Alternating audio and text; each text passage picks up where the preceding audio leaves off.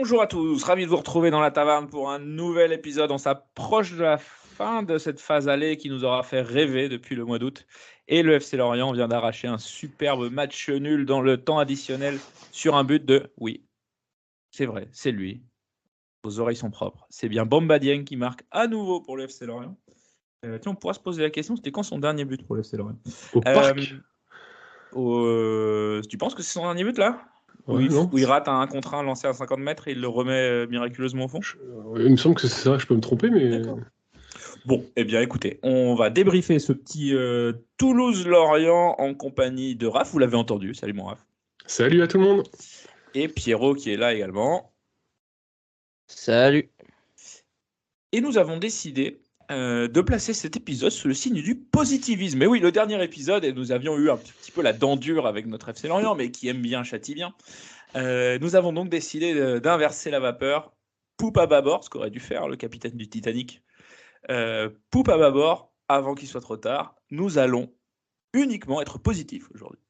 Pas de critique, pas de pessimisme, pas d'appel à la démission, rien.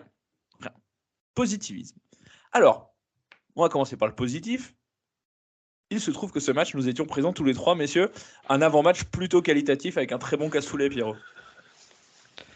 Bah, c'est presque la meilleure action de la journée.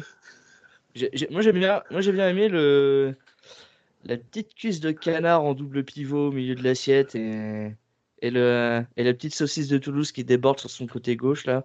Ouais, Ça m'a régalé. On a vu les saucisses, ça nous a rappelé Matsima, ça nous a rappelé Jens. Jens. Très sympa. Un cassoulet de très très bonne facture, un prix tout à fait acceptable. On vous recommande à Toulouse, hein, c'est La Santine. C'est un restaurant au bord de la Garonne, là, recommandé par un fidèle auditeur et néanmoins ami. On a eu l'occasion de s'y retrouver tous ensemble avec des locaux même. Très agréable, très bon cassoulet. Raph, t'as mangé quoi? Toi, t'avais pas pris cassoulet, il me semble. Non, magret de canard. Ouais, magret de canard. Voilà, ouais, j'étais un peu plus raffiné, quoi. C'est ça. Sur mon côté droit, j'ai été débordé par des cœurs de canard aussi, les convives à droite. Et bon, Pierrot et moi, en tant que touristes de base... Fallait cocher la case. Fallait cocher la case cassoulet. Ouais. Bon, le cassoulet, c'était bien. Après, on est parti au stade. Un petit groupe sympa dans les tribunes. Pierrot, pas une grosse affluence, hein, côté lorientais. Bah, c'est quand même... Je pense qu'on était une petite... presque une petite cinquantaine. C'est quand même plutôt acceptable. Sachant que c'est pas à côté, sachant que la majorité des gens venaient de Lorient. Après, moi je me suis bien régalé en tribune, surtout à la fin du match. Et puis, on a parlé cœur de canard, magret de canard, cuisse de canard, surtout froid de canard à Toulouse. C'est vrai. On était. Bah après ça, je pense qu'on avait prévu le coup quand même. On était plutôt bien équipés. Ah non, ok. Oui, moi, bon. je suis arrivé, je me suis dit, bon, Toulouse, c'est comme à la maison, il va pas faire trop froid. Erreur. Je me suis bien gelé. Je remercie Sam pour son bonnet au passage. Qui m'a prêté. Et si tu nous écoutes. On est positif. Ah, il nous écoute, c'est un auditeur fidèle. On a dit qu'on était positif. Sans le bonnet, ça se passait c'était beaucoup plus compliqué. Donc très bien. Et puis sur le but de Bamba Dieng, ça a été très frustrant en parquage. En premier, on vous parlera du match, mais on veut vraiment rester dans le positif. Très frustrant en parquage. On voyait pas grand-chose déjà. Sympa les filets. Bon, d'un autre côté, ils nous ont peut-être protégé un peu les filets, il faut aussi dire les choses. Même s'il n'y a pas eu de véhémence de la part des ultras toulousains qui se retrouvaient à côté de nous, en fait. Leur tribune était fermée. Mais bon, il fallait mieux avoir des filets, je suppose. Et qu'est-ce que je vais dire? Oui, bah du coup, on voyait pas la première mi-temps, on n'a rien vu, faut dire les choses, Raph. Ouais, mais c'était positif, du coup, de pas forcément voir grand-chose, puisque ça nous a concentrés sur les points positifs en tribune. C'est ça. Donc, ouais, on s'est concentré sur le champ et à faire les débiles en parquage. Voilà, c'était sympa. C'était très sympa, très très sympa. Et puis, une deuxième... Alors, on vous rassure, on est consciencieux, on a regardé le match en replay. Du coup, on pourra en parler... consciencieusement. Deuxième mi-temps, du coup, ça attaquait vers chez nous, c'était plus sympa. Et là, sur le but de toulousain, quand Dalinga rentre, on s'est dit, lui, il va marquer. Bon, oui. Il marque. Positif, toujours. Un bon pronostic, ça fait toujours plaisir. Et puis l'égalisation de Bamba Dieng, là, il faut dire les choses. On a quand même bien célébré ça. On sentait une égalisation venir en fin de match quand même. Ça poussait quand même. Ça faisait plaisir. Ouais. On l'a quand même annoncé. De toute façon, ce qui est positif, c'est que du coup, on joue que les fins de match. Donc c'est sympa. C'est ça, c'est bien. On l'a quand même annoncé pendant tout le match qu'on marquerait à la dernière minute. Si on devait marquer, c'était forcément à ce moment-là, puisque avant, l'attaque, c'était pas la priorité, on va dire. Bon, on a parlé du cassoulet, on a parlé du froid. Qu'est-ce qu'on peut raconter de plus? On va peut-être se lancer dans le match. Allez, c'est parti. C'est parti. Alors, positif, on avait 11 joueurs sur le terrain en début de match. Donc, c'est toujours bien. Hein. Et un dispositif classique maintenant et pas de changement par rapport à Metz. Est-ce que c'est positif de ne pas avoir fait de changement par rapport à Metz vu comment ça s'était super bien passé? Je pense que Régis Lebris voulait capitaliser sur ce qui s'est passé en première période face à Metz, c'est-à-dire l'émergence de quelque chose quand même, un petit feu follet. Donc il est reparti sur cette base-là. Malheureusement, on n'a pas forcément vu une très grande équipe de Lorient à ce moment-là. Quelques temps forts, mais franchement, je pense concrètement, en fait, on débute plutôt bien le match. On a 5 minutes assez ok, assez intéressantes. Puis après, on laisse pas mal le ballon à Toulouse, qui a un temps fort jusqu'à la 20e. Puis après, le match, en fait, devient un petit peu stérile de part et d'autre, parce qu'il faut aussi dire que Toulouse n'a pas forcément été très dangereux. Ils mettent pas beaucoup de frappes cadrées, ils ont le ballon, ils sont menaçants, mais pas dangereux dans les derniers gestes. Donc, moi, je ressors d'une première mi-temps qui est passée assez vite et qui, du coup, laisse assez peu de souvenirs marquants. Donc, voilà, moi, sur la première période, j'ai pas l'impression qu'il y ait eu de bataille tant que ça tactique. En revanche, j'ai l'impression, plus sur un 4-4-2 côté positionnement avec un Makengo qui du coup avait le couloir gauche un petit peu à gérer, un petit peu l'entrejeu également. Donc du coup, il y avait un binôme Yongwa Makengo un peu particulier à gérer, un petit peu comme face à Metz où Makengo a eu un rôle un peu particulier aussi à redescendre en arrière gauche pour aller rechercher le ballon et à remonter. Il y a eu moins ce phénomène-là, notamment parce qu'on jouait plus sur un positionnement un peu 4-4-2 à plat, en tout cas d'après ce que j'ai vu. Voilà, concrètement, Fèvre un petit peu, un peu libre, et puis deux attaquants qui étaient assez complémentaires sur le papier, avec un Doucouré qui a essayé d'être le plus en point de fixation, avec un jeu de haut but qu'il a essayé de générer, et puis Kroupi qui a pas eu beaucoup d'occasions, qui a pas touché beaucoup le cuir, et qu'on n'a pas forcément énormément vu. Et puis le duo Abergel-Bakayoko, assez intéressant à un moment donné sur des récupérations assez franches du côté défensif, mais après plus de mal à exploiter le ballon, on va dire, ensuite dans les attaques. Donc moi, il me tarde de voir, on va dire, un milieu un petit peu plus dominant aussi devant et derrière. Sans être une première mi-temps flamboyante, Pierrot, ça restait quand même très correct. Surtout si on regarde sur la tendance sur laquelle on est, c'est correct. Pierrot. Ouais, enfin, c'est correct. J'ai pas dit bonne, mais on se contente de peu, mais étant donné qu'on ne peut pas avoir mieux, on va se contenter de ce qu'on a vu en première. Et déjà, on n'a pas pris de but, on a fait match nul à la mi-temps. Ça, c'est positif. Et on a cadré 3 tirs. Il faut être positif quand même. Eh oui, mais il y a des choses. C'est pour ça que quand je dis que je suis correct, on est un peu ironique aujourd'hui, mais là, j'essaie de pas l'être. Mais c'est le premier mi-temps. Tu sais très bien que tu viens à Toulouse. Si tu pars avec un point, tu es content. Si tu peux faire clean sheet, c'est encore mieux. Tu rassures. Avant de recevoir Marseille, c'est pas déconnant. La première mi-temps qu'ils font est pas déconnant. Au contraire, la deuxième qui a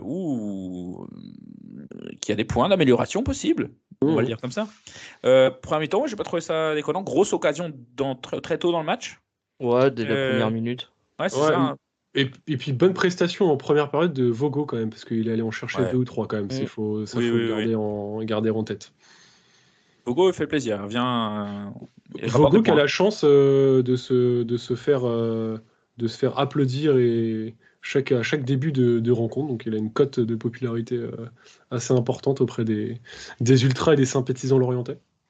Puis il fait des bonnes performances, Pierrot, dernièrement. Ah oui, sans lui, on serait peut-être un peu plus bas au classement, je pense. Et oui, je ne sais pas Et, si j'ai fait un point sur le classement dans l'introduction, tiens, tu me fais penser, mais on est barragiste pour l'instant. Donc, comme il n'y a pas de concert de Taylor Swift au Moustoir de prévu ce jour-là, normalement, on est bon. Si vous n'avez pas vu l'anecdote, Lyon ne pourra pas jouer le barrage à la maison s'il joue le barrage. Voilà. On s'est assez plaint par le passé de gardiens qui nous faisaient pas gagner des points sur ce genre de match. Et on a enfin un gardien qui nous fait gagner des points sur ce genre de match. Et ça fait vraiment plaisir. D'ailleurs, si on se souvient, le premier match de Vogo avec nous, c'est à Rennes. Et il nous fait gagner des points sur le premier match. Ouais, c'est parade en toute fin de match. Face à Doku à la fin de match, je crois. Ouais, c'est conneries. Ouais, je sais pas si c'est Doku, mais c'est ça. Et surtout, à Toulouse, il arbore le maillot Harlequin. Et ça, franchement, c'était incroyable. Dans la même saison. Non, c'était à Lens, le premier maillot. C'était à Lens. On se fait laver 5-2. C'est à Lens d'abord? Je pensais que c'était à Toulouse. Je crois qu'il le remet plus jamais. Hein. Non, à Toulouse, il avait le Harlequin, c'est sûr. C'est vrai? Pas à Toulouse dimanche. Hein. Non, à Toulouse, l'année dernière, où on joue en deuxième ou troisième journée, je crois. Parce que notre repas ne fut pas arrosé plus que ça, faut quand même dire les choses. Donc on aurait quand même vu s'il avait un maillot Harlequin. Non, il avait pas ça nous aurait fait le match, de toute façon. C'était la saison dernière où il avait le maillot Harlequin. Match joué en août, si je dis pas de bêtises. Dans la chaleur toulousaine. C'est ça. C'est joli match d'ailleurs, parce que ça avait fait 2-2. C'était sympa. Donc voilà, moi j'ai un point quand même. Ça fait quand même la deuxième fois qu'on y va. On était présent avec Pierrot l'année dernière. Joli service, sandwich, verre d'eau offert à l'arrivée pour les gens en parkage. Voilà, c'est quand même à signaler, c'est quand même très sympa. La sécu, agréable, ils disent bonjour, merci, au revoir. Il y en a 2-3, j'irai pas me frotter de trop près, hein, ça a l'air costaud quand même. Mais la sécurité d'abord. Non, mais très sympa, très sympa. C'est vrai que l'accueil. Après, c'était mon premier déplacement, donc je suis pas un grand juge. Hein, je pense qu'il y en a d'autres ici qui notamment Pierrot, hein, qui peut en témoigner plus que moi. Mais bon, l'accueil est sympa. Non, c'était une expérience très agréable, très sympa. C'est une autre façon de voir le match. Très très bien. Donc voilà, cette première mi-temps, que moi je juge plutôt correct. Il y a des axes d'amélioration évidemment. Je suis gentil. Non, dans le contexte dans lequel on est, je juge qu'elle est correcte. Là où je te rejoins, c'est que du coup, en termes de possession, en termes d'adversité, etc., on reste dans le match. Du coup, voilà, il y a 0-0. Bon, ok. Mais je trouve que d'un point de vue, on monte pas grand-chose, quoi. On n'est pas. Non, mais bien sûr. Mais attention, dans ma phrase, le mot important, c'était vu le contexte. Oui. Voilà, oui, mais on est passé du néant à on arrive à faire match nul à la mi-temps. Et ça, c'est. On progresse. Ah non, attendez, il y a un point important, on l'a pas signalé puisque c'est le positif aujourd'hui avant tout.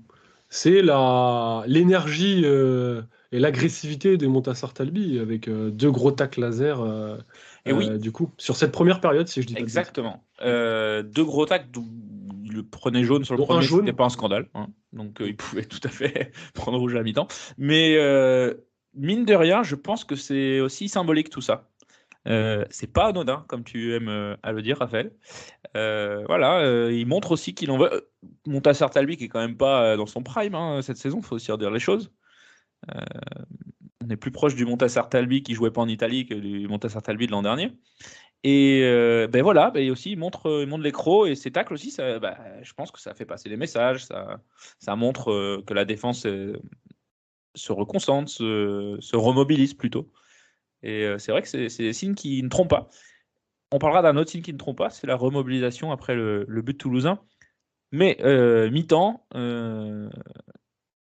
deuxième mi-temps, excuse-moi, là, par contre, c'est la déliquescence la plus totale. Il ne se passe absolument plus rien.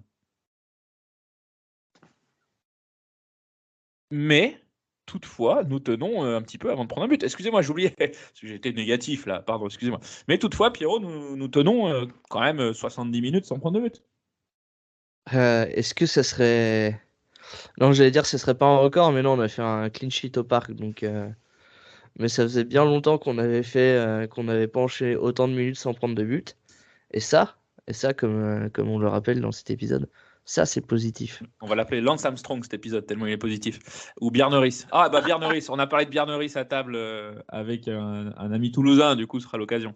Il y a Ulrich aussi qui a fait sa petite déclat cette semaine. Ouais, si on doit mettre tous les mecs dopés dans le cyclisme dans le titre de l'épisode, Il va être plus long que l'épisode en lui-même, notre titre.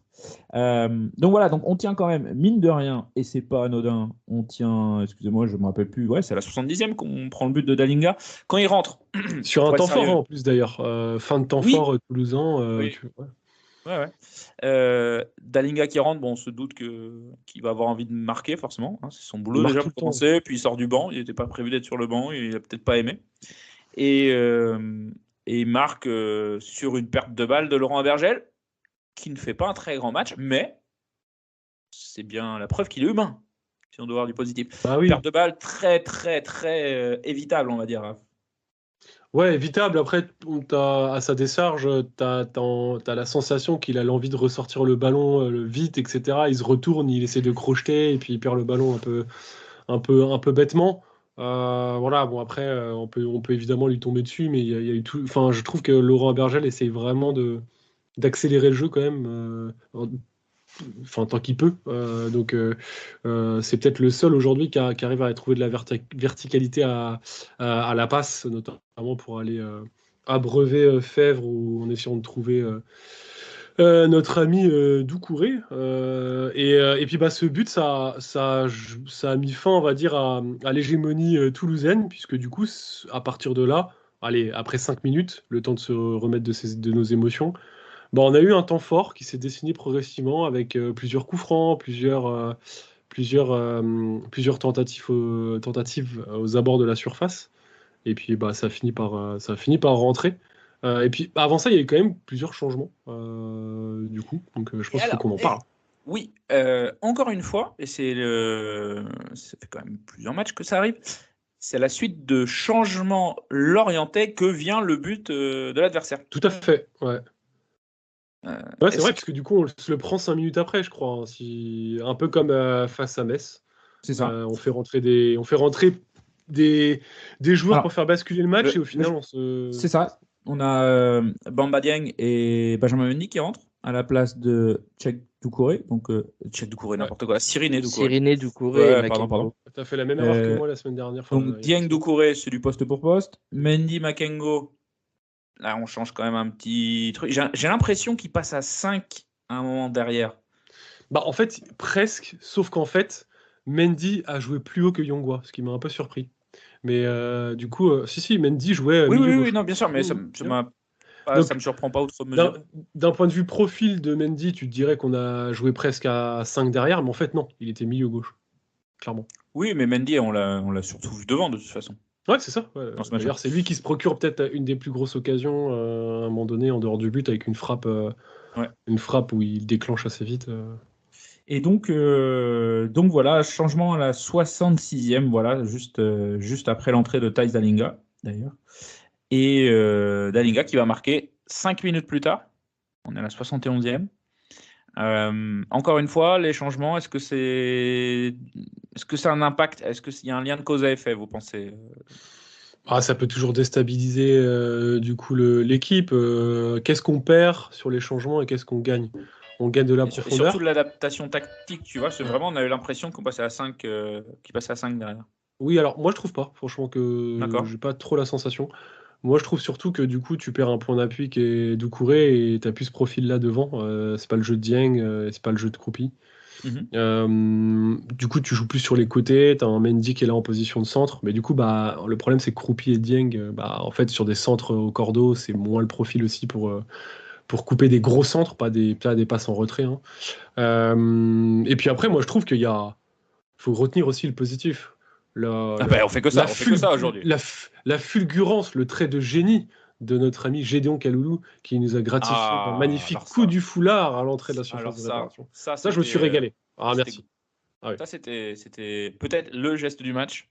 Ouais. T'es mené 1-0 et au lieu de déjà, il peut frapper. Hein. Bon, il est dans un angle très fermé, etc. C'est angle fermé.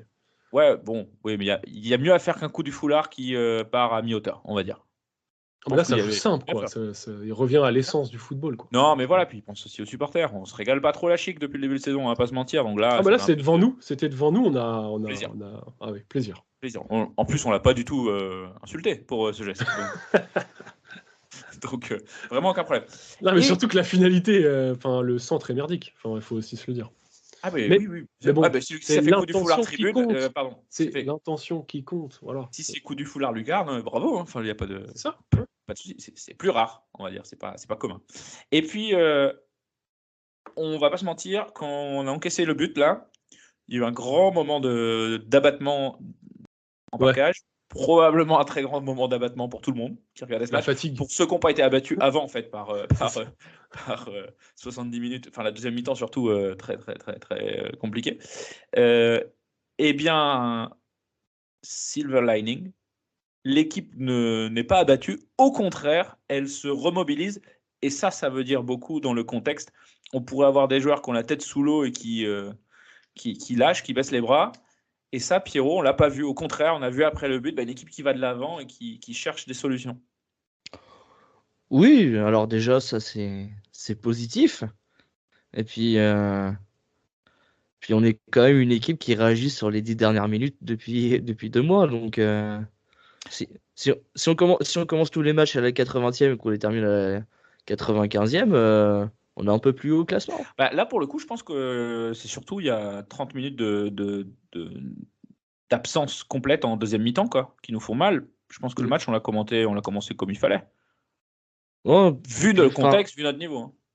Je pense surtout qu'en fait, je sais pas, moi c'est ma pensée, hein, mais je pense qu'à 1-0, ils se sont dit, vas-y, c'est mort, vas-y, on y va tous devant. Et puis, tu regardes à la fin du match, Laporte, à un moment, il était dans la Il surface. était dans les 5,50. Ouais. Ouais, il fait un râteau. Moi, j'ai Oui. cru, Oui. sur ça, je me suis régalé. J'ai cru qu'il allait mettre le but du siècle. C'est ça. Non, à la fin, tu vois, c'était comme sur FIFA, tout pour l'attaque. Tout le monde voulait Ouais, mais prendre les coups francs aussi. T'as l'impression que là tout où le je monde voulais voulait en frapper. venir, c'est que tu prends un but à la 70e et tu sens pas que les mecs disent allez, c'est bon, enfin, tu sens pas un abattement. Et on se posait la question est-ce que les joueurs sont toujours derrière le coach? Moi, c'est un signe que oui, pour le coup.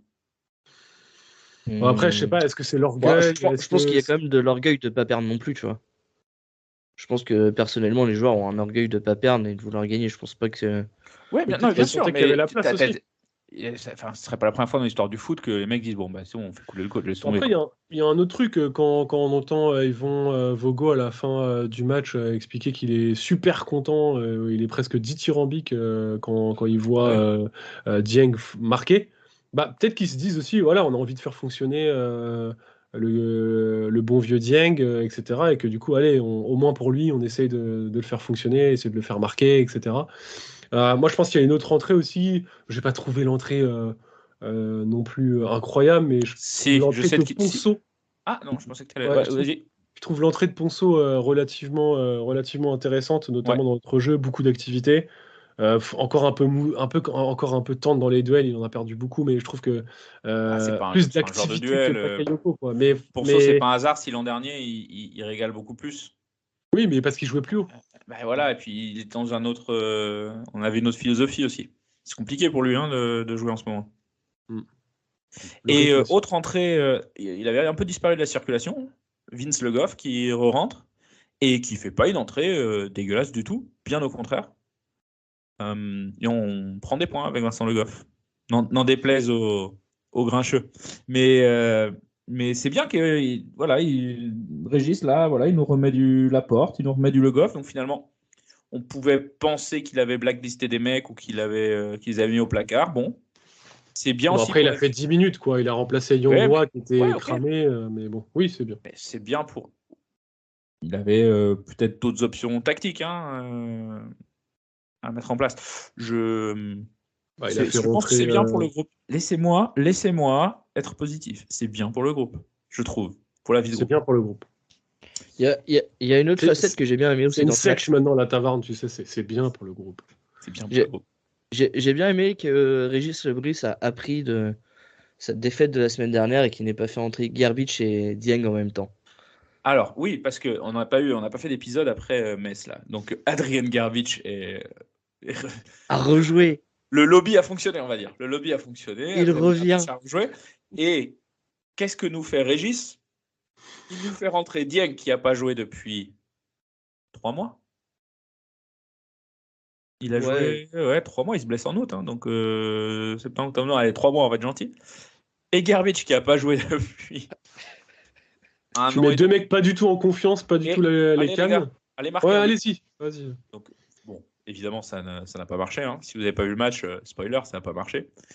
Et hier, non, il choisit un des deux. Bon, il choisit Dieng. Alors, quand il est rentré, on ne peut pas dire qu'on était joyeux, hein, mais bon, ça marche. Bah, premier ballon de Dieng, il rate son contrôle, il glisse et il fait croire qu'il y a corner. Tu vois, enfin, ce qui fait penser qu'on a oublié de mentionner en première mi-temps l'excellente occasion de Jean-Victor Makengo qui, oui, c'est vrai, qui prend beaucoup trop son temps pour. Il veut bien la mettre et malheureusement il glisse, mais ça c'est très très grosse occasion de but. Et là, il faut retenir le positif. Et c'était une très belle occasion. Ouais, est-ce que c'est pas la plus belle occasion de la première période? Ouais,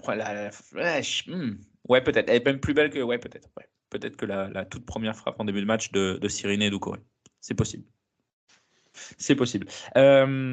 Et Bamba Dieng qui marque à la 90e, donc il fait joli but en vrai geste de but, de buteur.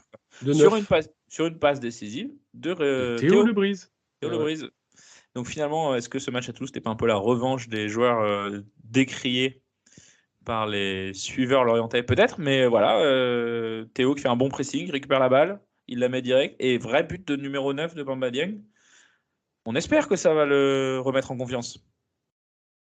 Et en plus, selon le théorème de nos anciens joueurs marquent contre nous, normalement, il devrait marquer le week-end prochain contre Marseille. Normalement. Oh. Ceci étant dit, si je peux me permettre une légère digression. Critique. Mais constructive. Ah. Mais c'est bien pour le groupe quand même. Je trouve que quand tu as un coup franc à 25 mètres à la 94e minute,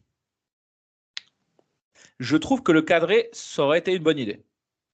Après, ou le mettre dans le paquet.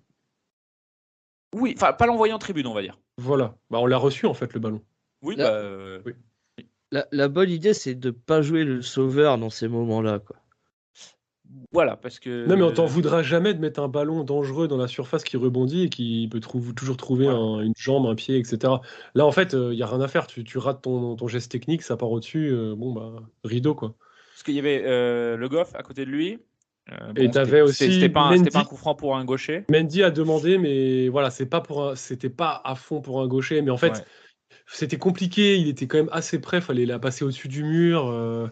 Après, je trouve que c'est dommage parce qu'on avait quand même un peu de taille. Mais bon, les Toulousains étaient grands quand même, donc je sais pas. Mais bon, je trouve que c'est dommage de ne pas l'avoir joué en deux temps. En tout cas, au moins, pas l'envoyer en tribune, ça aurait été c'est un axe d'amélioration, on va dire, sur les balles qui peuvent ramener 2 points, quoi. Mais voilà, c'est un peu dommage. Cadré, c'est mieux. Oui, bah c'est comme Pablo Correa. Hein, non, c'est Jean-Luc Haribard non, Pablo Correa, c'était poteau, c'est pas but. Jean-Luc Haribard, FIFA 98. Pour cadrer, faut marquer, mais pour ça, non, pour marquer, faut cadrer, mais pour ça, il faut s'appliquer. Et voilà, si Bamba Dieng avait joué à FIFA 98, il serait excellent FIFA, peut-être le meilleur de l'histoire. C'est celui où on pouvait, évidemment, on pouvait tacler les gardiens et il y avait un mode triche, non? Tu pouvais faire des fautes, je crois. Alors, c'était pas ça que j'allais dire, c'était le mode futsal où tu pouvais jouer en intérieur. Ou c'est le Road to World Cup, je sais plus, mais tu pouvais jouer ça, c'est plus tard, je crois, c'est pas... c'est 98, Road to World Cup, c'est peut-être un... C'est pas celui où il y a Jean-Luc Richman en commentateur? Ou c'est celui d'après? Ouais, c'est possible, ouais. Ah, je sais plus. Ouais. Et le CD, donc c'était le CD, quoi, tu le frottais et ça sent... Alors, soi-disant, ça sentait le gazon. Il disait frotter, ça sentait le gazon. Et effectivement, ça sentait un produit chimique qui devait être absolument... détestable et qui a fait perdre 1 an d'espérance de vie à tous ceux qui ont essayé de sentir le gazon. Mais le CD sentait la pelouse, enfin, soi-disant, quoi. Ouais, c'était le 2000, non, c'était le 98. Ah, ou c'était le 2000, merde. Ah, c'est le 2000, je crois. J'ai un petit doute, là. J'ai un petit doute. Bah, c'est jeunesse, ça. Pourquoi on parlait de ça, nous? Oui, Jean-Luc Haribard, oui, pour marquer, il faut cadrer, quoi. Mais bon, il faut s'appliquer. C'est un peu dommage, la 94e. C'est un peu dommage. On retiendra son but. Bien sûr. Du coup, la question se pose, ce point à Toulouse est-il un bon point de prix et nous donne-t-il de l'espoir pour cette fin de saison? Messieurs, Pierrot, bon résultat ou mauvais résultat? Bon résultat. Parce que tu marques en fin de match, on va dire que ça te remet la tête à l'endroit et ça te et tu gardes un peu, une dynamique entre guillemets positive parce que c'est un peu un nul, un peu au goût de victoire entre guillemets, quoi. Donc pour moi c'est un bon résultat et surtout avant d'affronter Marseille qui est en crise et qui commence à regagner ses matchs. Puis tu vas à Strasbourg. Ouais. Et après Brest qui est en super forme. Surtout l'enchaînement Marseille-Strasbourg. En plus tu joues 2 fois à domicile. Donc c'est super important d'avoir pris ce point, surtout avec cette manière-là, quoi. Ouais, et puis en plus, devant, ça commence à prendre, on l'a dit dans les derniers épisodes, là, ouais, c'est bien, on n'est pas très loin de la 12e place, de la 10e place. Oui, mais là, ça commence les écarts commencent à se creuser, ce qui est logique. On avance dans le championnat. Raph, pour toi, bon point, mauvais Non, résultat. je suis d'accord avec Pierrot, comptablement positif. Je vais pas redire ce que Pierrot a dit. On a des échéances devant nous qui sont complexes. Dans le cycle positif psychologique, je suis d'accord aussi. C'est toujours mieux et en effet par fin de victoire. En revanche, la manière, le fond de jeu, etc., ça reste quand même très fébrile. La seule petite conclusion positive que je trouve d'un point de vue jeu, c'est le fait de ne pas avoir ouvert la boutique derrière et de ne prendre qu'un but. Ouais. Je trouve que faut quand même le noter. En plus, c'est une erreur. C'est pas comme si du coup on avait été plié. Donc, ouais, je retiendrai ça. Mais moi, après, d'un point de vue animation, d'un point de vue force du collectif, etc., je ressors pas de ce match-là en me disant qu'on a appris quelque chose ou que la bascule a été effectuée. Jingle, bascule. Si je le trouve, je le mets dans l'épisode. Si vous avez pas entendu le jingle, c'est que j'ai pas trouvé le jingle. Oui, je suis évidemment d'accord avec vous. Je vois pas comment on pourrait qualifier ce point de mauvais point. Vu la situation dans laquelle est l'équipe, il faut quand même se dire que notre dernière victoire, c'est Rennes en octobre. Et avant ça, c'était Lille au mois d'août. Donc, bien Ah, c'est sûr fou, hein. que prendre des points, c'est important. Ouais, c'est chaud, hein, en vrai. Mm. En Non, vrai, c'est c'est en chaud. vrai, en vrai, ça fait peur. Prendre des points, c'est important. Prendre des points à l'extérieur en étant mené 1-0 au bout du temps additionnel, c'est vraiment bien. J'ai lu de ci, de là que certains boudaient leur plaisir et n'avaient même pas célébré ce but. On a le droit Ouais, enfin, on a le droit d'être taquin et d'avoir ses opinions tranchées et de critiquer ce qu'il y a à critiquer. Faut quand même, on reste supporter et un match comme ça, si tu célèbres pas le but tiens, j'ai dit de la victoire, c'est marrant, hein. Le but du nul arraché au bout des arrêts de jeu. Je sais pas ce qu'il te faut, tu vas pas avoir beaucoup d'émotions cette année, hein, parce que des 4-0, on va en mettre à personne, quoi. D'ailleurs, hasard ou pas, Toulouse en pleine crise après ce match. ouais, avec un petit épisode avec le COP ou les ultras. Alors, je sais pas si c'est les ultras, le COP, désolé, j'ai pas C'est cette les Indians, précision. quoi. C'est les Ouais, ultras, les ouais. Donc, NVDRS. ok, Comment? bah, merci pour cette précision. C'est pas les Indians, Spiro? Si, mais ils se sont renommés NVDRS pour leurs 30 ans. Ça veut dire quoi? Je sais plus, il y a un article. Ouais, d'accord. Bref. Je suis pas spécialiste du foot toulousain. Ah oui, d'ailleurs, il faut leur expliquer aux mecs. Moi, c'est bien, mais il n'y a pas de G à Toulouse, à Toulousain. Il faut leur dire. Pardon, bref. Non, et puis bah du coup l'équipe, enfin une partie de l'équipe, je pourrais pas citer les joueurs, j'ai pas forcément regardé qui s'était présenté devant les ultras, mais ouais, ça chauffait un petit peu, il y a quelques petites discussions. Donc un peu décontenancé côté Toulouse d'avoir cédé ces 2 points. Donc ouais, on voit que finalement il y a un peu de tension un peu partout. Puisque du coup c'était un peu c'est ce qui s'est passé à Lorient du coup face à Metz, on n'en a pas forcément parlé là aujourd'hui, mais il y a eu quelques petites discussions entre les MU95 et une partie de l'effectif après la défaite au Moustoir. Donc ouais, un peu de tension. Donc après je vous avoue, j'ai pas forcément écouté ce qui se disait, on était Non, plutôt là à fêter l'égalisation, mais ouais. Bah, c'est quand même, c'est quand même positif, quoi. Justement, du coup, Pierrot, tout à l'heure, tu nous as parlé de la suite du programme. Alors, la suite du programme, c'est la réception de Marseille. Marseillais, eux, ils n'ont pas de G à la fin. Excusez-moi, alors, il faut quand même dire qu'on est extrêmement fatigué. Réception de Marseille, c'est dimanche prochain, je suppose, ou samedi? Ouais, dimanche 20h45. On a déjà gagné un match un dimanche soir en prime. Cette saison, je crois pas. Ah non, cette saison, on n'a pas gagné un match. Donc, mais dans les dernières années du FC Lorient, j'ai pas souvenir de victoire un dimanche soir. Je sais que. Non, pas un dimanche 20h45, putain. C'est rare que je sois allé dormir un dimanche en me disant oh cool, on a gagné. C'est rare. Bref, du coup, Marseille qui arrive au Moustoir. Marseille qui n'est pas une équipe en pleine confiance non plus, mais nonobstant, qui a battu Rennes ce week-end. Et bien battu d'ailleurs pour le coup. Raph, t'es optimiste pour ce match? Tu penses que c'est une occasion à prendre, battre un gros qui n'est pas en forme, c'est l'occasion de se relancer pour la fin de saison, première partie de saison, excusez-moi. Dire qu'ils sont pas en forme, là maintenant, je pense que comme l'a dit Pierrot tout à l'heure, ils ont engagé un cycle positif. Je pense que là, ils ont trouvé leur dynamique. Donc moi, je redoute toujours la réception de Marseille parce que c'est très rare les victoires du FC Lorient au Moustoir face à Marseille. C'est très très rare. C'est souvent une équipe qui nous prend un revers et qui est souvent là à gagner 1-0, 2-0, etc. Il y a souvent pas match en fait. Donc non, j'ai un peu peur.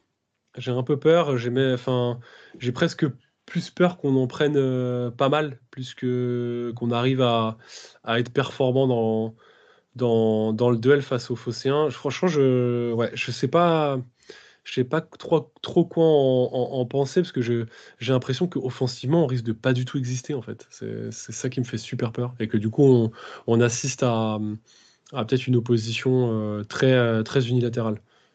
Alors, tu disais que c'est pas une équipe qui nous réussit, je te confirme, depuis 2015, on les a pas battus. Non, mais en fait, moi, je me souviens voilà, déjà, de deux victoires. 5-3 là. Ouais, je me souviens de deux victoires. C'était juste avant 2015, le 5-3 d'ailleurs. Je me souviens de deux victoires au Vélodrome. Ouais, bien sûr. En effet, comment les oublier? Le jour où Ripoll a envoyé Bielsa à la retraite. Exactement. Plus du coup, un match avec un but d'Ulrich Le Pen. Ouais, je crois, je sais plus, il y a un but de Abriel avec une remontée de Le Pen. Et puis je crois, un match où on gagne 2-1 ou je sais plus quoi au Vélodrome, encore une fois. J'aurais pu à donner l'année, mais. Ouais, je vois, mais ça remonte tellement que Lucas est pas né. Donc, Ouais, c'est ça. Un bonjour à lui d'ailleurs. Surtout, moi j'ai les stats depuis 2015 ici, je ne suis pas remonté plus loin, vous m'excuserez. Mais au Moustoir, c'est pas non plus de la franche réussite, puisque à part en avril dernier, on a fait match nul. Non, on gagne jamais. Depuis 2016, on prend même pas de points au Moustoir face à Marseille, donc compliqué. Ceci dit, Marseille n'est pas non plus dans une grande forme. Pierrot. En vrai, le seul fait majeur face à Marseille, c'est une baffe d'Odar à Valbuena, c'est tout, voilà. Point. Ouais, au Moustoir peut-être, ouais. Dans l'histoire récente, on va dire, du club. Et Pierrot, tu crois, toi, à une victoire contre Marseille?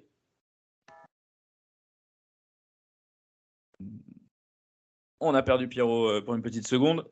Donc voilà, Marseille, tu partirais sur quel 11 en début de match? Raph, tu reconduis le 11 de Toulouse? Franchement, ouais. Franchement, ouais, parce que tu pars sur une base 4-4-2. Makengo a été assez. À la fois précieux sur le domaine défensif et à faire un peu à compenser du coup sur son couloir gauche avec une bonne combinaison côté Yongwa. Il se peut que Yongwa puisse du coup être préféré, enfin en tout cas que Benjamin Mendy soit préféré peut-être à Yongwa pour tester, pour tenter un petit peu, changer les choses, etc. Donc, sur le couloir gauche. Première titularisation de Mendy? Pourquoi pas, face à l'OM, petit clin d'œil. Voilà, ça peut se faire.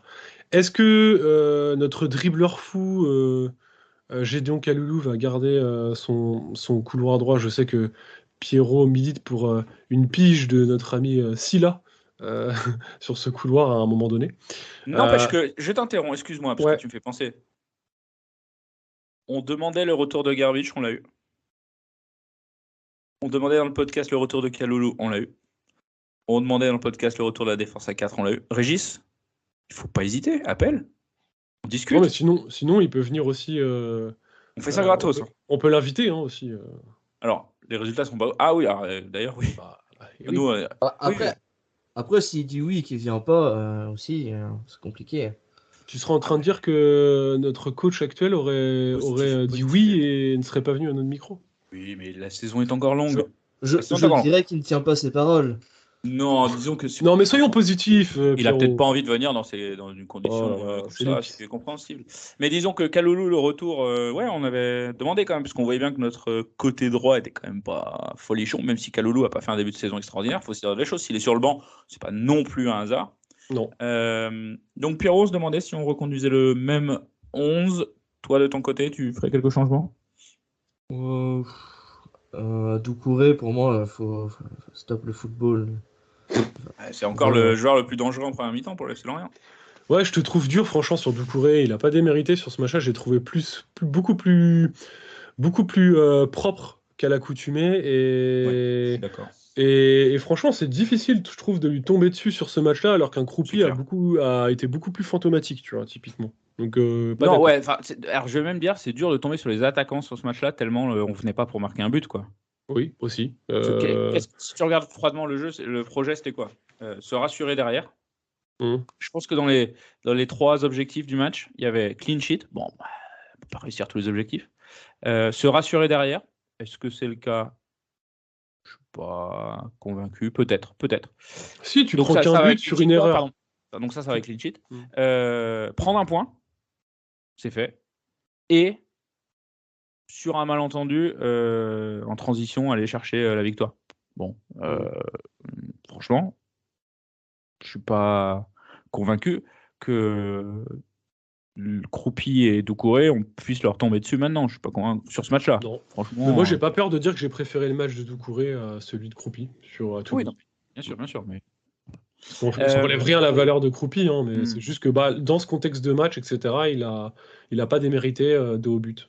Je pense qu'on verra le même 11 et je vais vous dire, je souhaite qu'on voit le même 11 pour une raison. Pour voir 2 matchs consécutifs avec le même 11. C'est peut-être le projet de RLB, hein. Parce qu'il y a un moment... des automatismes, etc. Mais on met jamais les mêmes équipes, donc à un moment donné, bon... Alors, certes, on a un problème. Il faut écouter ce que nous disait Christian Gourcuff. Hein. À un moment donné, tu veux jouer la gagne, c'est 13-14 joueurs, et puis c'est tout. Hein. Oui, mais qu'est-ce qu'il disait aussi?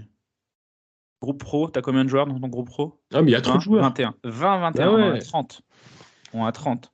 T'enlèves les blessés. Il reste plus beaucoup de blessés. Il reste Mouyokolo. Et comment tu veux regarder un Mouyokolo concerné? Oui, il reste Mouyokolo, qui sait très bien qu'il ne jouera pas, mais il est blessé. Boigard, blessé, il sait très bien qu'il ne jouera pas, en plus fin de contrat. On n'a pas parlé du fait que Touré était en tribune aussi. Mais bon, après... On en reparlera. Il reste ces 2-là blessés, sauf erreur.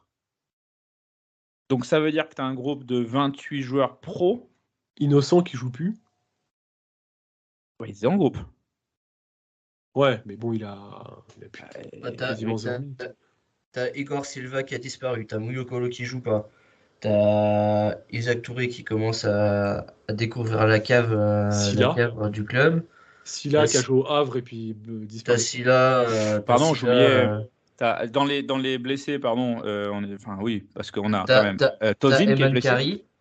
T'as Kari, ouais, voilà. T'as Innocent, t'as Mvuka qu'on voit de temps à autre. Ouais, qui a l'air blessé également. Tozin, grand recrutement, grande des recrutements encore. Ouais, faut en parler, t'es obligé d'en parler aujourd'hui, tu vois. Et après, tu peux rajouter Garbage, même si là il est revenu dernièrement. Tu peux rajouter Pagis qu'on voit plus. Ouais, c'est compliqué. C'est compliqué. Bah, d'ailleurs, on aura l'occasion d'en parler dans un épisode spécial Mercato qu'on vous proposera peut-être pendant les vacances de Noël, on va voir. Ah bah oui, attendez, bonne nouvelle. On s'en fout, les auditeurs s'en foutent, mais c'est bon, j'ai la fibre chez papa et maman, donc je pourrais faire des épisodes pendant les vacances de Noël. Bref. Voilà, et merci. Coulisses de la taverne. Et merci Orange. On est en 2023. Donc, on vous proposera un épisode spécial Mercato pendant les vacances, très probablement. Et je pense que le grand axe, ce sera quand même de lourder dans l'effectif, tailler et réduire ce groupe. Donc, ouais, si on pouvait avoir 2 fois le même 11, ce serait pas mal. Ce serait pas une mauvaise idée, je pense. Et puis défendre en 4-4-2, on sait bien faire. Voilà. Revenons à la base. Ce qui a fonctionné l'an dernier, ce qui a un peu fonctionné en début de saison. Restons là-dessus. Pierrot, tu nous as rappelé tout à l'heure le programme de cette fin de saison, fin de première partie de saison, excusez-moi, j'ai vraiment hâte que ça se termine. C'est Marseille à la maison, Strasbourg à la maison et derby à Brest. Question. En sachant que nous avons fait 1 point sur 9 sur les 3 derniers matchs, combien de points allons-nous faire Exactement. sur ces 3 prochains matchs, Pierrot? Dis-nous tout. 4. 4, donc ça veut dire que tu vois. Ah, je sens que tu vois une victoire dans le derby à Brest. J'y serai pas. Attends, ça, c'est ma petite stat personnelle que Raphaël affectionne avec Ah, j'adore. particulièrement. Les 2 seules fois où je vais pas à Brest en parkage, les 2 fois on gagne. Et là, j'y serai pas. Donc, Donc tu vois une victoire à Brest? ouais. Donc mettez toutes vos économies sur une victoire à Brest. Voilà. Sachant qu'une victoire à Brest, tu peux faire contre-performance sur les 2 matchs d'avant, tu gagnes à Brest. Régis Ah, mais s'achète, t'essuies la note. T'essuies voilà. toute la note. Voilà. Régis En fait- il s'achète une semaine de repos. Ah, En fait- il prolonge Ah. 2 ans. Ah, il C'est prolonge bon, 2 Régis. Ouais. Tu peux aller. Non, mais je vois le truc arriver. Je vois bien des petites défaites un petit peu pas cuisantes, mais sans, sans faire, douter l'OM. Je vois un match nul très très frustrant contre Strasbourg et une victoire contre Brest. Intéressant. Raph, tu vois quoi, toi? Moi, je vois 1 point. Ok. Ouais.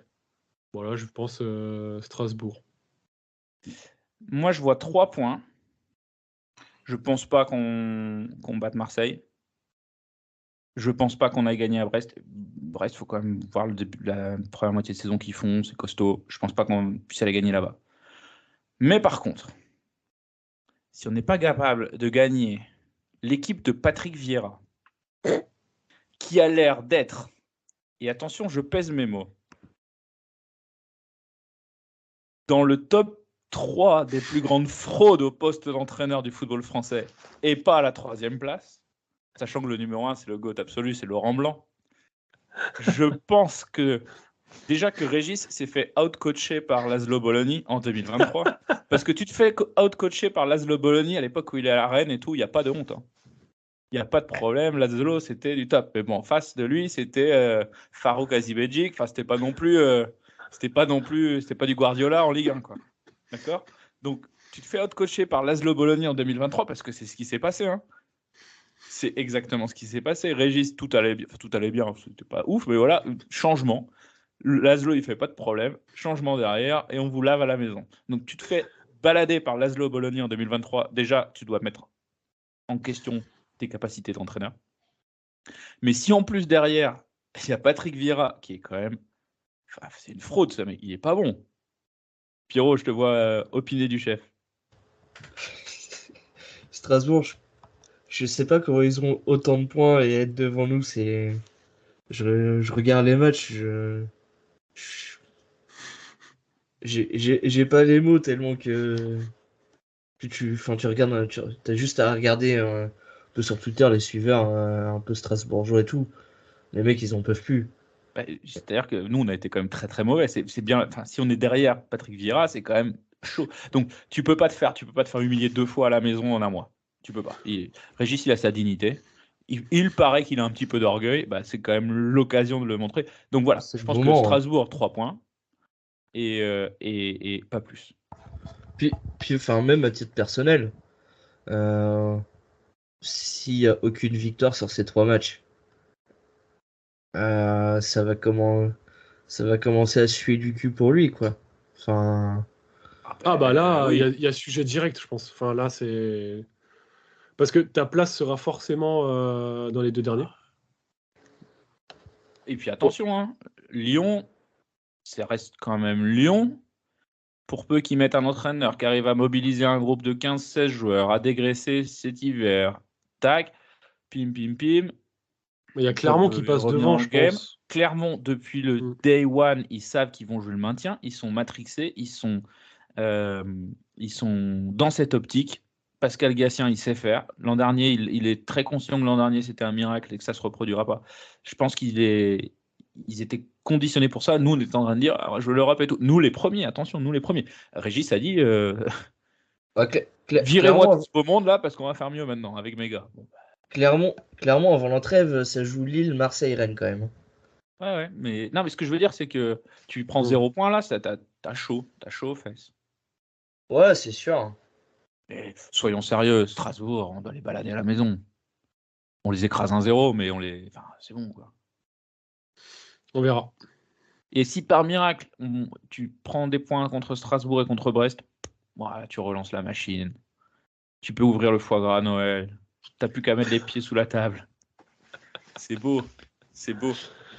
Ah là là. Bon, personne ne voit un 0 sur 3. Sur 9, pardon, du coup. Non, 1 sur 9, c'est déjà bien dégueulasse. Bah, 1 sur 9, Moi, je grosse reste déception. dans le positif. Non, mais et ça 4 ferait sur 9. 2. Ça ferait 2 sur 18. Voilà.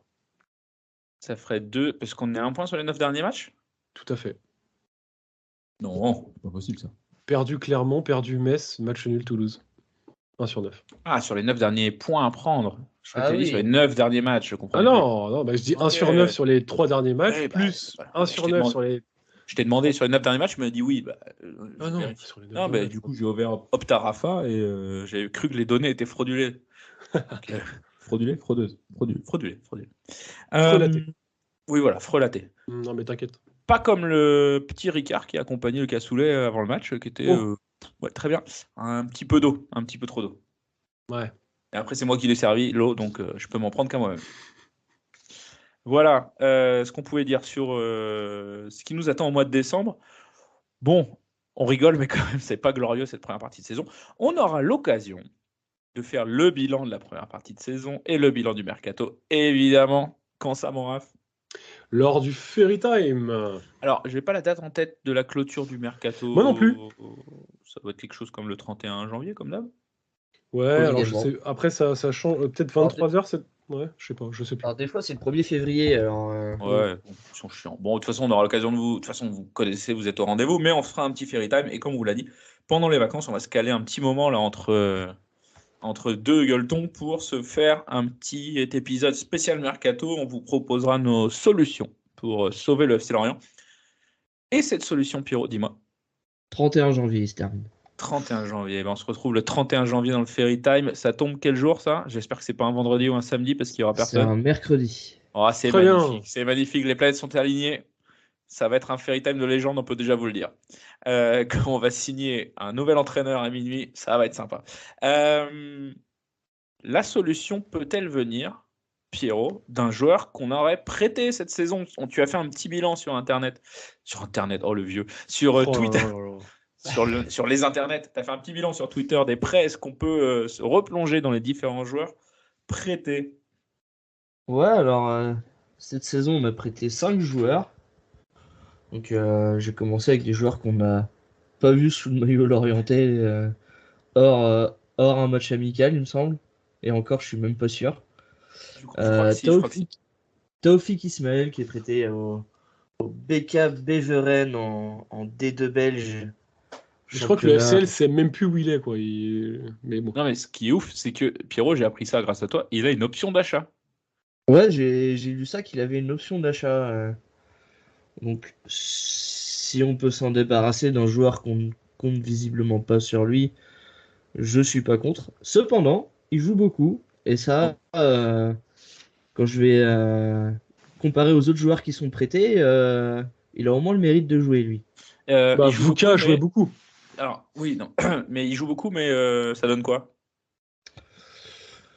Ça donne 2 buts, une passe D pour un ailier droit, c'est pas extraordinaire.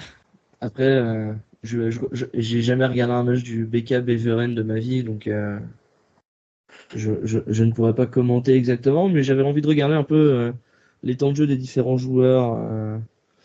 Notamment, j'ai eu cette idée-là en pensant à Stéphane Diarra, je ne sais plus pourquoi, je pensais à lui. Ta nutrition, peut-être? Alors justement, Stéphane Diarra. Stéphane Diarra, c'est 9 matchs cette saison, 622 minutes de jeu, 8 titularisations, mais c'est 2 blessures. Attention. C'est vrai qu'il est retombé dans il est dans ses standards. Hein. Ouais, non, mais ça allait mieux quand même. Il a repris son ancien cuistot, il me semble. Il est toujours, il est plus chez le mafieux là, le pote à Enzo là. Il y est plus. Non, chez le tueur de chevaux là. Non, il y est plus. Il est dans une agence allemande maintenant. Et oui, exact. Une information qu'on avait déjà donnée, Christ, voyons. Oui, mais j'écoute pas la taverne moi.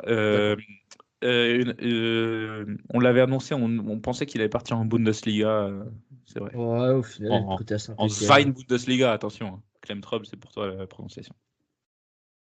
toute façon, il nous écoute pas. Donc, Stéphane Dira, on a Meïté qui. Ça, je pense qu'on aura l'occasion de reparler de ce deal-là entre les deux joueurs, parce que tu prêtes à c'est Marseille. pas un deal entre les deux joueurs, c'est deux Oui, mouvements mais bon. séparés. Enfin, il y avait une envie apparemment réciproque des deux clubs de vouloir tel et tel joueur. Visiblement, il a pas joué beaucoup parce qu'il a joué que 74 minutes depuis qu'il est à Marseille. Il a pas C'est joué en même pas. Europa League semaine dernière? Ah, c'est Il me toute semble. compétition confondue, 74 minutes. Ah, d'accord. Il me semblait qu'il avait joué. Ils ont fait Il a, 4-2 ou il a joué 4-3 là. plus, il a joué plus à Lorient ces 2 premiers matchs de la saison que depuis qu'il est à l'OM. Alors, à sa décharge, on va dire que l'entraîneur a changé à Marseille depuis. C'est vrai. Et que là, ils ont pris. Ils n'ont pas pris un très grand entraîneur, on va dire. Non, mais c'est sûr, mais ma question, je n'ai pas les infos. Est-ce que l'option d'achat était obligatoire ou pas? Pour moi, Alors. si elle ne l'est pas, euh, pourquoi pas, pourquoi pas le reprendre? Après tout. Alors, ça n'a jamais été communiqué qu'elle était obligatoire. Il me semble pas, en tout cas. Mais je vois pas comment c'est possible qu'elle ne le soit pas. Quel aurait été l'intérêt de. Parce que lui, s'il va à Marseille, c'est pour. Ouais, mais regarde, Pour le projet sportif. Non, c'est pour le chèque. Et aussi la possibilité d'évoluer dans un très grand club, etc. Or, s'il part en prêt, il ne prend pas une augmentation de salaire au passage. Donc, et ça, c'est une info. Enfin, c'est une info. C'est sûr que c'est lui qui fait le forcing pour partir à Marseille. Donc, je suis pas si sûr que ça. si, certain, 100%. Ah ouais? Ah, 100%. 100%. Donc, parce que, quel intérêt pour le FCL de l'envoyer à Marseille en prêt? Aucun Aucun. intérêt. Absolument Bah aucun. si. Lequel? Tu vas pas le faire jouer. Comment ça? Dans ta défense, quand tu Il fait tous pars. les matchs titulaire. de préparation, c'est un titulaire en puissance sur Mais bien la sûr. fin de la C'est saison un dernière. titulaire. Mais les gars, quand t'as déjà Laporte, Talbi, t'as recruté Formose Mendy, que tu vas chercher Isaac Touré, tu vas pas garder. Ah ouais, non, Mais Mendy tu vas à chercher Tu Isaac fais- Touré parce que vas- tu Exactement. Bien sûr, tu fais pas les deux. Bah, le club a pris une opportunité. Donc le club ne voulait pas Non, donner. mais Non, pour moi, mais Meïté c'est là l'élément qui te manque dans l'analyse, c'est que comment il s'appelle, Meïté fait le forcing pour partir, veut partir. Donc ils sont bien obligés de se positionner sur quelqu'un d'autre. Et il se trouve que ce quelqu'un d'autre joue à Marseille. Ouais, bon, les coïncidences, on peut ne pas y croire, mais là pour le coup. Donc je vois, si c'est juste un prêt sec, alors c'est encore plus con que ce qu'on peut imaginer. Donc pour moi, je pense qu'il y a option d'achat obligatoire. Je ne pense pas. Eh ben, on enquêtera. On enquêtera. En tout cas, un autre prêt hyper concluant, c'est bien. En parlant de prêt concluant, on enchaîne sur le 4e joueur qui est Johan Katlin, prêté à Almer City FC en Eredivisie. Et là, aux Pays-Bas pour les gens qui ont du mal à situer. C'est oui, en Hollande, pour ceux qui ne connaissent pas. En Hollande, chez les Bataves, comme dirait Nelson Montfort. C'est ça. C'est 10 matchs joués, toutes compétitions confondues, et 286 minutes jouées. Donc en fait, au ratio match joué minute, c'est quasiment que dalle. Je me pose une question. Quand les mecs partent en prêt, ils devaient être. C'est-à-dire qu'ils ne jouent pas dans le club d'où ils partent. Donc j'imagine qu'à un moment, quand un club leur propose de les prendre en prêt, ils doivent leur dire tu vas jouer chez nous. Bah, en théorie, oui. Il y a un projet à la base, oui. Ouais, mais En théorie, tu signes des joueurs. Un joueur comme Kathleen, il a dû recevoir plusieurs propositions, je pense, de clubs pour le prendre en prêt. À mon avis, il a été dans le club qui lui donnait le plus de temps de jeu et qui correspondait plus à son projet de après s'inscrire dans la durée à Lorient. Voilà. Là, s'il joue pas, c'est que. Il n'a pas le niveau. Ouais. Est-ce Il qu'il a n'est pas pas le parti trop tôt de Guingamp, notre ami là? Je Si, pense que oui. Ouais. Hein? Il aurait dû faire une année de plus là-bas. Ouais. Et... C'est ce qu'on s'est dit aussi, hein. Excuse-moi Pierrot, je te coupe 2 secondes, mais sur toute la pépinière là, de jeunes joueurs qu'on a pu recruter, finalement, Yongwa s'en sort bien. Aouchiche, du coup, s'en sort pas. On a Kathleen qui, du coup, fait une saison et s'en va. On a Doucouré qui, finalement, a un peu de chance et glane du temps de jeu. Contextuel, on va dire.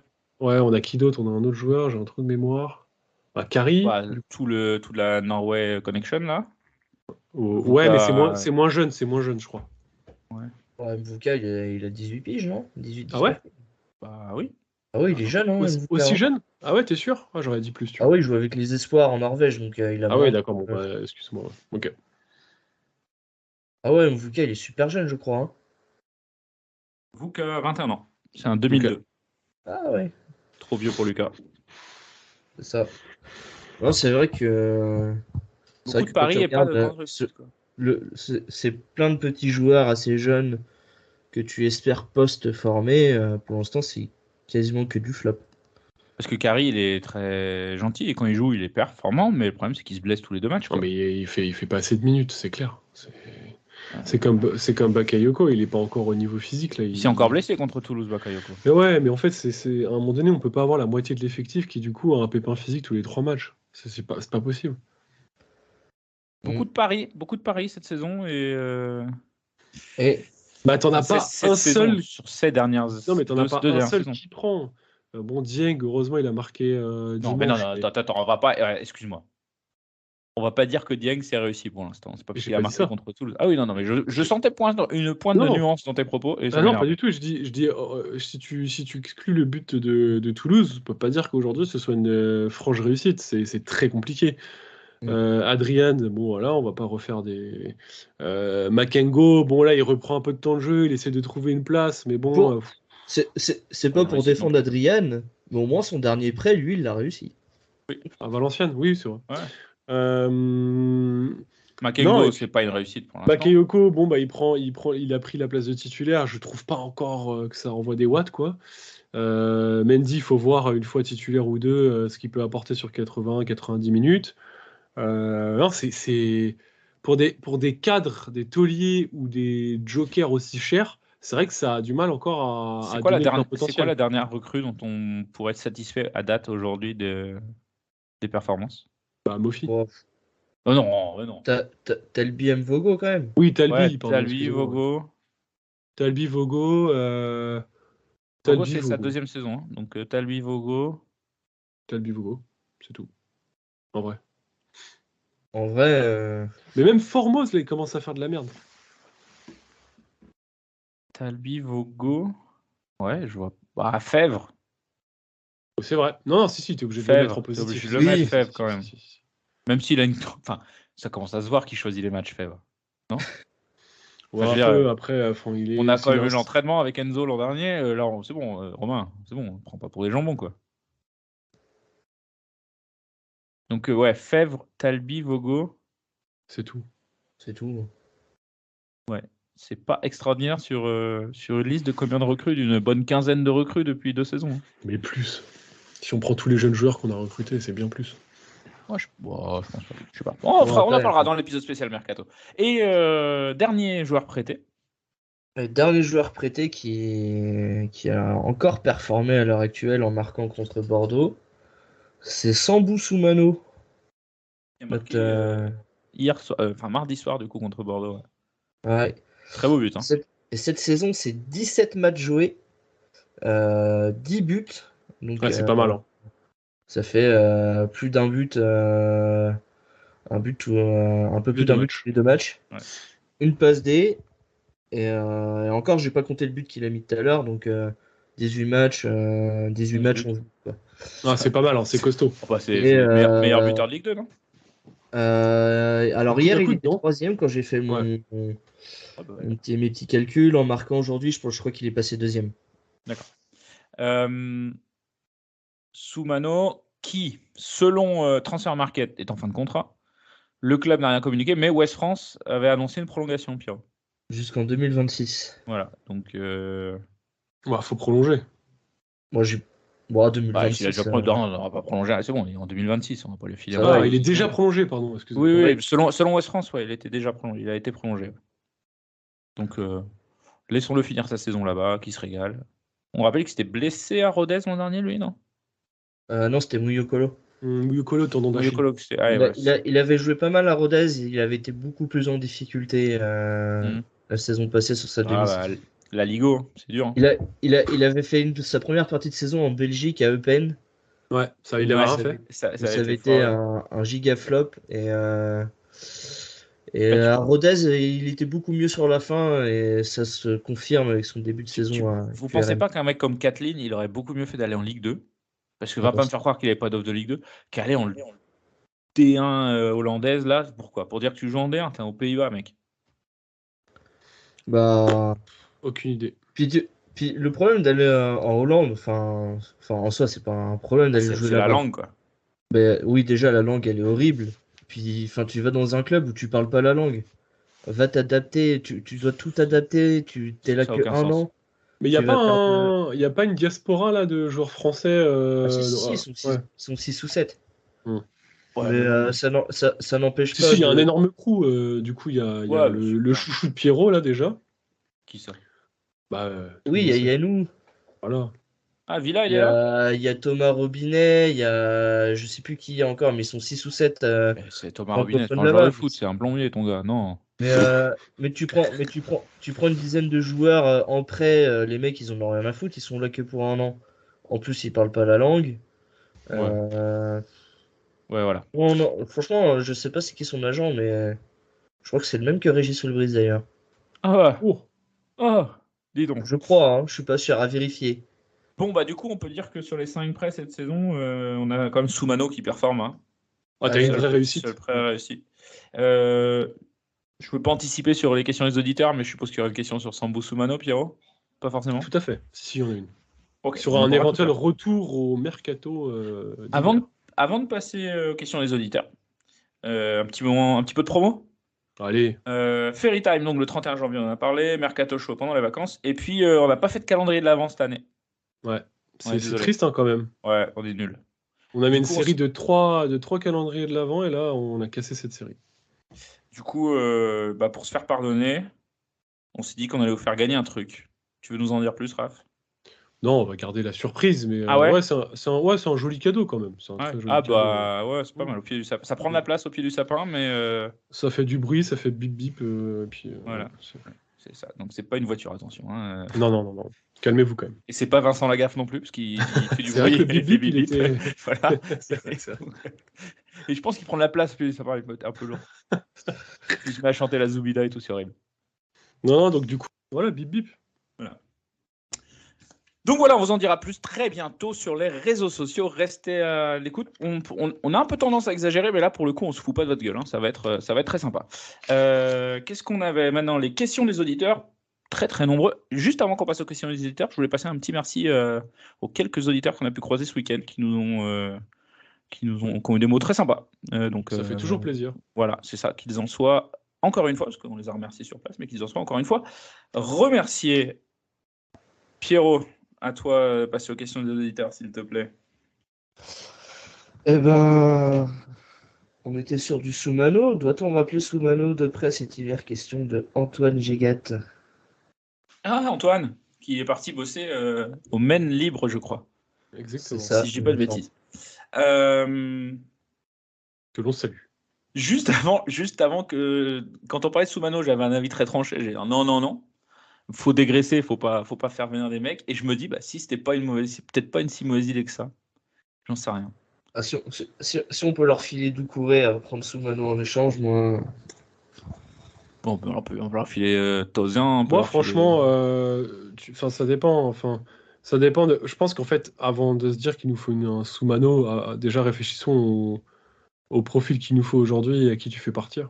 Et Soumano pourrait être éventuellement une option, mais je pense qu'il y a un autre truc, c'est que Soumano, s'il continue comme ça dans un club qui aujourd'hui où ça fonctionne, il peut finir à 16, 17, 18 buts, peut-être 20, on ne sait pas. Et là, laisse tomber la valorisation aussi du joueur. Il part à 30 millions à Bournemouth cet été. À la peut-être pas cet été, mais en tout cas, voilà. Donc, ça sera sûrement un heureux hasard d'ailleurs. Je pense que le club a toujours eu tendance à laisser les dynamiques s'installer plutôt qu'à reprendre des joueurs en mi-saison. Ça se fait pas trop, de toute façon, donc j'y crois pas trop. Ça se fait de plus en plus maintenant. Ouais. Mais c'est peut-être pas une bonne idée la réflexion. Non, c'est pas une bonne idée, je pense. C'est C'était tentant. mieux pour lui. Est-ce que c'est pas mieux même pour C'est lui mieux pour le joueur, et donc pour bien nous sûr. qu'il fasse une saison complète? C'est ce que j'ai dit, ouais. Plan. Garder la dynamique, capitaliser et avoir une belle fiche de stats sur la saison. Voilà, c'est quand même très correct. Hein. S'il continue comme ça, FC Lorientais nous demande sur Instagram si on maintient notre confiance envers Régis Lebrise. question complexe.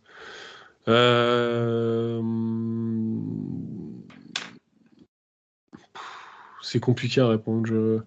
Sur certains points, j'ai envie de dire oui. Sur d'autres, je me dis, j'ai l'impression sur certains sujets, il a l'air d'être perdu. Ou en tout cas de pas trouver la solution. Non, je pense qu'en fait, si on veut être tout à fait sérieux, carré, honnête, etc., je pense qu'on lui laissera ces 3 derniers matchs. Et je pense qu'on sera capable de donner un avis plus tranché à la fin de la poule aller. Moi, j'attends surtout autre chose d'un point de vue jeu, avant toute chose. Il y a toujours un 18e, il y aura toujours un 17e, mais moi, j'aimerais aussi qu'on voit autre chose. Je prends très peu de plaisir aujourd'hui à regarder le FC Lorient. Oui. Donc c'est quand même l'intérêt premier, c'est de voir son club briller, de voir des joueurs qui font des matchs pleins avec des occasions sympas. Là, t'as l'impression que les joueurs, c'est difficile, quoi. Ils viennent pas avec la banane sur le Prévert. Ouais, puis surtout pour faire quoi? Pour le virer, prendre un mec, Il est invirable, prendre quasiment. qui? Ouais, déjà. Prendre qui? Tu rentres dans un scénario kata. Non, en fait, il y aurait juste en fait, le seul moment où ce gars-là peut être, entre guillemets, virable, je mets de grosses guillemets, c'est vraiment s'il y a une hécatombe sur les 3 prochains matchs et que c'est le néant total et qu'on finisse avant-dernier, voire dernier, du coup, à la fin de les poules allées. Là, il y aura vraiment une discussion sérieuse, je pense. En fait, il faut aussi se dire que le rapport de force peut évoluer. Il y a 1 an, Régis Lebris, c'était la hype de Ligue 1. Du coup, il avait toutes les cartes en main. C'était l'enfant terrible du club, le joyau du Morbihan, etc. Aujourd'hui, plus il s'enfonce, plus il a 0 porte de sortie. Donc là, il est en train de creuser son terrier et ça va être très compliqué pour lui d'en sortir. Martin. Donc, compliqué. Hein, donc, ça laisse que très peu de chances. Enfin, il ne trouvera pas ailleurs avec une dynamique aussi moribonde. Par contre, est-ce que nous, on sera capable de payer aussi et ça, on fait un petit coucou à Lulu sur les 5 années de contrat. On vous prépare aussi un épisode compta. Il faut qu'on cale ça aussi. Ah, c'est prévu, moi. J'ai avancé. Mais ouais, en fait, c'est compliqué. Je pense que du coup, il y a vraiment une prophétie quasiment autoréalisatrice après ce tweet de. Magnifique. Ah non, mais c'est vrai. Enfin, Ouais, en gros, on se plaignait. C'est beau. En fait, on s'était réjoui à l'époque peut-être de la prolongation, etc. Mais on avait aussi ce regard critique en disant, attends, c'est quand même énorme, c'est beaucoup. C'est les quasi pleins pouvoirs, etc. Bon, on avait mis le fait qu'il prolongeait aussi tout son staff, mais il y avait aussi, et ça je l'avais dit à la fin de la saison aussi, une énorme centralisation autour de Régis Lebrise avec beaucoup de têtes coupées autour de lui aussi. Et ouais, si tu te retrouves avec un homme affaibli et qui en fait est au cœur du projet, c'est compliqué de reconstruire derrière. Et surtout, il faut sortir l'oseille pour ouvrir un nouveau chapitre, quoi. Ouais. Mais pour revenir à la question principale sur la confiance envers Régis, on n'a pas trop le choix de toute façon. Non, c'est ça. Et là, je vois les joueurs qui ont quand même l'air concernés. Donc, bon. Wait and see. Tant que l'équipe ne se retourne pas contre lui, on aura toujours une chance. Pierrot, à toi. Question de Alexor, est-ce que finalement la Ligue 2 serait pas mieux pour les horaires des matchs? Eh bien oui. Ah oui, la Ligue 2 en termes d'horaire, c'est beaucoup mieux. Match les samedis soirs, total régal. C'est clair. Ouais, la Ligue 2, meilleur championnat du monde. Enfin, il faut quand même dire les choses. Le championnat de Ligue 2, c'est régal. Le top 10 joue Il sera le top 9 bientôt, mais la première moitié joue la montée et les barrages, la moitié de dessous joue la descente et le suspense jusqu'à la dernière journée. Tu as peut-être une ou deux équipes qui sont tranquilles à la dernière journée. C'est un régal. Question de Martin ARV1. Dieng revient pas mal. Alors attention. C'est trop tôt. Regardez, Trop tôt. Une attaque Dieng Croupi, vous validez? Non. Bah oui, pourquoi pas, c'est une alternative, mais on en revient sur le fait que du coup, t'as pas de point de fixation. Non, je valide rien du tout. Pardon, non. Moi, Dieng, je suis très content qu'il ait marqué. On a besoin d'un Dieng en forme, mais son coup franc dans la tribune Christophe Revaux, le pauvre Christophe Revaux, il était tranquille là où il est. Personne n'est obligé de venir l'emmerder un dimanche soir à moins 4 degrés. Quoi. Oh l'horreur. moi je suis pas d'accord. Moi je maintiens que Doucouré, cette fraude, faut la dégager. Non, mais arrête. T'es dur avec Doucouré. T'es comme Jus avec Touré la dernière fois, c'est pas possible. Ouais, alors excusez-moi, en attendant, moi avec Touré, j'étais peut-être méchant. Touré, il avait peut-être une meilleure vue que moi au stadium, tribune. Mais c'est la seule différence entre lui et moi. Pardon. Hein. Donc, j'étais peut-être méchant avec Touré, mais je suis pas le seul. C'est chaud quand même, ça. Bah ouais. Parce que, pardon, digressons. C'est chaud, ça. Quand on a vu le tweet de... C'est Arnaud Huchet, je crois, qui a tweeté ça. Il y a toujours la place du con, quoi. T'as un groupe, tu pars avec X joueurs, et puis... Ah oui, d'accord. Enfin, c'est la place du con. Mais Touré, c'était ton gars sûr depuis le début de saison, là. Non. Ah bah, si. Bah non, pas ton gars sûr. Non, en défense, ça a pas mal alterné, quand même. Bah, attends. Limite, l'attaque du FC Lorient reposait sur lui.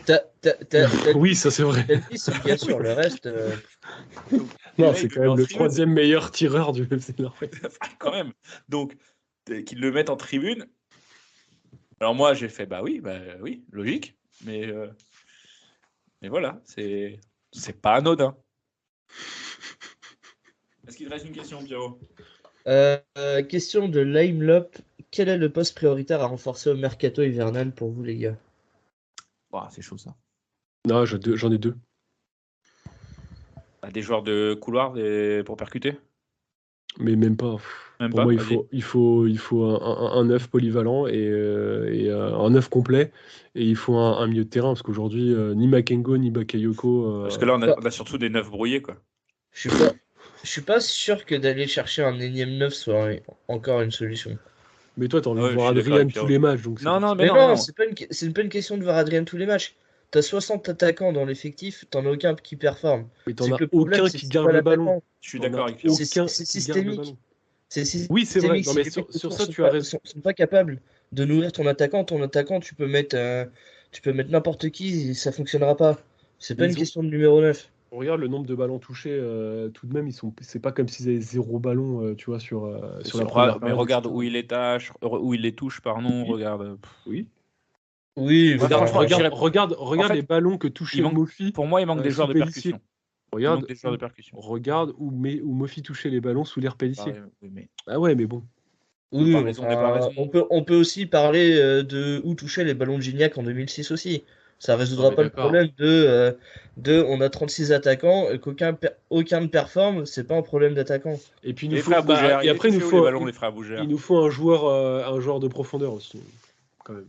Je pense qu'il faut aussi il faut surtout, pour moi, le problème c'est ailier gauche. En fait, il faut remplacer Armando. Il faut un joueur de profondeur. Oui, d'accord. Ok, d'accord. Si c'est à ça que tu faisais référence. Ouais. Et surtout, je pense que la priorité, c'est surtout dégraisser cet effectif. Ah ouais, il y a trop de monde. Et là, des centraux, il faut en virer 2. Ah, tu joues plus en 5. Tu joues plus à défense à 5. T'en sors 2. Lâche-les. T'as des mecs qui font vous êtes gentils à vous blesser tous les 5 minutes. Bon, après, il faut trouver des acheteurs aussi. Hein. C'est un peu ça le problème. Ça va être compliqué. Hein. Il faut trouver des portes de sortie, quoi. Ouais. Il y a beaucoup. Je pense que t'as. Mais on fera le bilan sur Ferry. La liste qu'on a énumérée tout à l'heure. Non, puis dans le Mercato Show qu'on fera, je sais pas comment on l'appellera, pas comme ça, j'aime pas le nom, mais dans l'épisode spécial Mercato qu'on fera à Noël. Allez. Et après, c'était tout pour des questions. Ah non, j'avais noté une dernière. Pardonnez-moi. Dernière question de Gwen. Comment expliquez-vous que notre point fort de la saison dernière, la défense, est notre point faible cette saison, alors qu'il n'y a pas eu beaucoup de mouvements, à part le départ de Meite, qui d'ailleurs doit s'en mordre les doigts? Alors, on a quand même pris beaucoup de buts l'année dernière. Ouais. Enfin, on était. Je pense que notre point fort l'an dernier, jusqu'au moment où ça foire, c'est l'attaque, quoi, surtout. Bah oui. Non. En fait, on n'était pas forcément très bon l'année dernière. C'est juste que là, on est vraiment mauvais. Je pense que c'est ça, plutôt. Ouais. C'était pas un point Par contre, Meite doit s'en mordre les doigts, oui, là, c'est sûr. C'est clair. Quand il aura son chèque en juillet avec son nouveau contrat, il s'achètera des nouveaux doigts. Merci Pierrot, merci aux nombreux auditeurs pour les questions. On les a posées un petit peu tard sur les réseaux sociaux, mais on a eu beaucoup de réponses, ça fait plaisir. On voit que tout le monde est toujours motivé. J'ai un tout petit quiz pour vous. Une seule question. Okay. Alors, on cherche un joueur de légende du FC Lorient, d'accord? Donc, il faut vraiment taper dans le gratin. Quel joueur de légende passé par Lorient et Paris vient d'inscrire ce qui est probablement le plus beau but de l'histoire de la Ligue 2 ce soir contre je sais même pas qui, contre qui jouait Paris? Je sais pas. Contre Rodez. Ouais. Un but de 50 mètres, milieu de terrain, bam, magnifique. Pitou, pense à toi, reviens quand tu veux. Limite, c'est le seul neuf que j'accepte. Comment il garde les ballons, Pitou. C'est vrai. Pitou croupi. Oh. Pitou croupi, pensez à ça. Merci à tous de nous avoir suivis. On espère que cet épisode vous a plu avec un ton un petit peu décalé. Il faut bien changer, sinon qu'est-ce qu'on va dire tout le temps? Tous les week-ends, on dit la même chose, donc on essaie d'innover. On se retrouve très rapidement, probablement après Marseille, même, pourquoi pas, vu que c'est un gros match avant d'approcher les deux derniers. Soyez attentifs, réseaux sociaux. Voilà. Oui, réseaux sociaux, soyez attentifs si jamais vous voulez compléter la liste du Père Noël, on a une petite chose pour vous. Et puis, on vous dit à bientôt. Ciao, ciao. Merci. Ciao, ciao.